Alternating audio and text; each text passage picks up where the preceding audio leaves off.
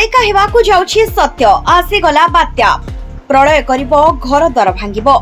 मालिका वचन सत हेबो पापी मनीषंकर विनाश घटिबो भयभीत होई पड़िलेनी ओडिसावासी मालिका सत हेबाकु जाउछि लोके आउ एक प्रलयकारी बात्यार सम्मुखीन हेबे एथर आउ रक्षा नाही सबु बात्याठु एथर बात्या अति भयंकर सबु बात्याठारु एथर बात्या अति भयंकर 2025 को नहीं महापुरुष जो भविष्यवाणी करथिले ताहा सत हेबाकु जाउछि समुद्ररु उठिबो उच्च ज्वार भयभीत हेलेनी समस्ते आउ एही समय रे कुढ़ कुढ़ सब भासिबो अति प्रलय करी पवन बहिबो लोके किए केउआडे उड़ीबाकु लागिबे आउ एहा परे चारियाडे हाहाकार पड़िजिबो एही अक्टोबर मासरे ओडिसा रे होइथिला सबठारु बड़ महाबात्या जहाँ अनेक परिवार को ध्वंस कर देथिला अनेक जन एही बात्यार प्रभाव रे मृत्युवरण करथिले दिनर सेही सांघातिक करुण दृश्य आज भी अनेकक मन रे सतेज होई रहिछि से भयंकर दृश्य लोकक मनरु लिभि नथिबा बेले एबे पुणी मालिका सत्य प्रमाणित हेबाकु जाउछि बहु चर्चित 1999 महाबात्या को आसंता 29 रे 26 वर्ष पूरीबा को जाउथबा बेले ठीक एही समय बेलकु पाणीपाग विभाग रो एक संभाव्य बात्या आकलन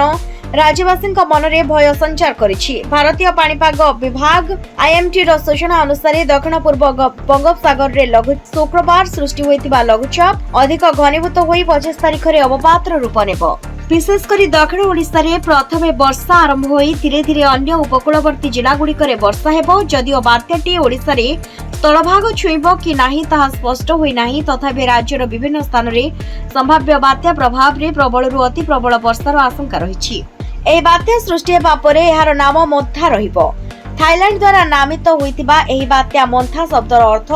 सुगंधित फूल पाणीपाग विशेषज्ञ प्रोफेसर सुरेंद्रनाथ पशुपालक कहिसंती जे बंगोपसागर रे सृष्ट लघुचाप घनीभूत हेबा पई पाग अनुकूल रहुछि तेबे पश्चिमा झड़र प्रभाव 28 तारिख और 29 तारिख रे रहिबार संभावना रहिछि तेणु एही बात्या को नै वर्तमान दुईटी दृश्यपट रहिछि प्रथम दृश्यपट रे 28 रे बात्या अधिक घनीभूत होई आंध्र उपकूल नेल्लोर विशाखापट्टनम मध्य रे 28 तारिख रात्रि किंबा 29 तारिख सकाळे स्थलभाग अतिक्रम करि पारे जदि पश्चिमा झड़ प्रभाव पड़े तेबे 29 तारिख रे